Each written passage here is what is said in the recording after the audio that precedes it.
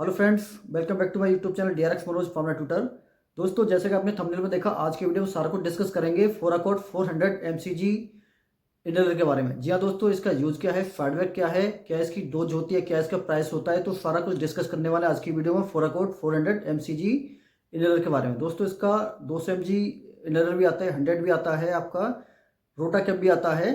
तो आज की वीडियो जो हम डिस्कस करेंगे फोराकोट 400 mcg का जो इनहेलर आता है उसके बारे में बात करेंगे।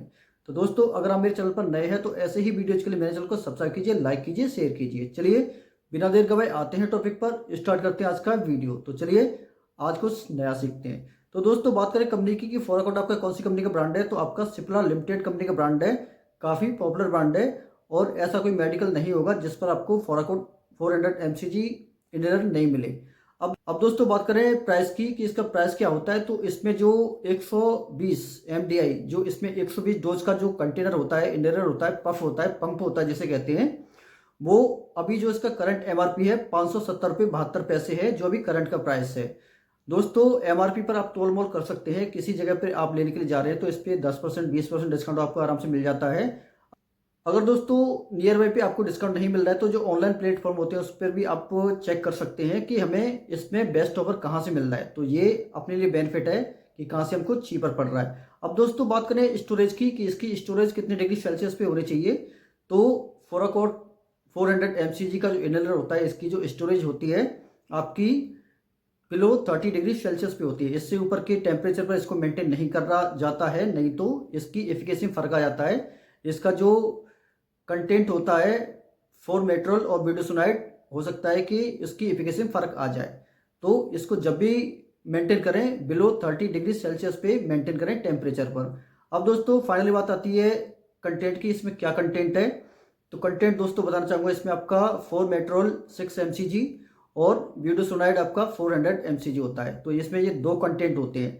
अब दोस्तों, बात आती है यूज़ की कि डॉक्टर इसको किस कंडीशन में पेशेंट को देते हैं, लिखते हैं, प्रेस्क्राइब करते हैं। तो दोस्तों बताना चाहूँगा, जब भी हमारी जो श्वास नलिका होती है, श्वास नलिका में किसी भी तरह से ब्लॉकेज हो जाता है या बलगम जमा हो जाता है या फिर सूजन आ जाती है या किसी और वजह से, इन्फेक्शन की वजह से, जैसे हमारी श्वास नलिका ब्लॉक हो जाती है, तो उस ब्लॉकेज को खोलने के लिए हमेशा डॉक्टर फोराकोट 400 mcg इनहेलर को पेशेंट को प्रेस्क्राइब करते हैं, लिखते हैं। ऐसे ही दोस्तों, जो इसमें फॉर्मेट्रोल सॉल्ट होता है, ये एक ब्रोंकोडायलेटर कैटेगरी की ड्रग है जिसका काम यही होता है, जो अपने ब्रोंकिस हैं, जो ब्रोंकस हो गए हैं, जो आपकी श्वास नलिका ब्लॉक हो गई है, उसको ओपन करने का काम करता है आपका फॉर्मेट्रोल 6।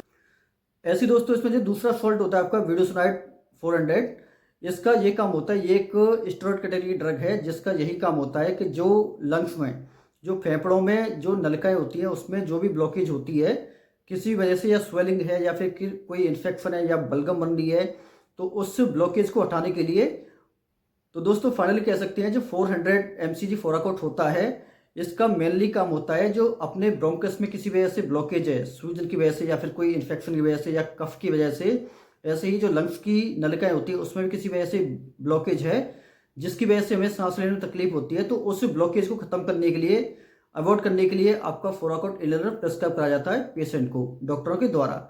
अब दोस्तों, बात करते हैं साइड इफेक्ट की कि इसका साइड इफेक्ट क्या क्या हो सकता है। तो दोस्तों, कई बार क्या होता है कि इसके यूज से मुंह में इन्फेक्शन हो जाता है और जैसे नोजिया हो गया, वॉमिटिंग हो गया और मुंह का टेस्ट चेंज हो जाना। दवाई जब जैसे हम स्प्रे करते हैं तो जवान पे भी आती है, तो जिसकी वजह से कई बार हमारे मुंह का टेस्ट खराब हो जाता है। तो ये कुछ इसके कॉमन साइड इफेक्ट है। अब दोस्तों, बात करते हैं डोज की कि इसकी डोज किस हिसाब से होनी चाहिए। तो दोस्तों, इसकी डोज मैं बताऊंगा एसओएस के हिसाब से होनी चाहिए। जब भी आपको नीड पड़ रही है, जब भी आपकी सांस फूल रही है या आपको सांस लेने में तकलीफ हो रही है, तो उस टाइम पर आप इस पफ को ऐसे लगाइए मुंह के अंदर और स्प्रे कर दीजिए अंदर।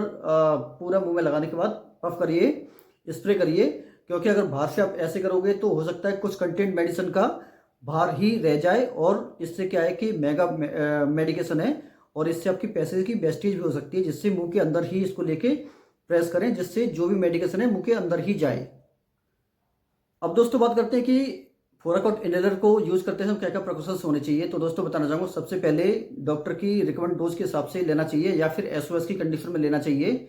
और जब भी लें मुंह के अंदर उसकी नोजल को रख के जब प्रेस करें, जिससे मेडिकेशन खराब ना हो, बाहर ना निकले।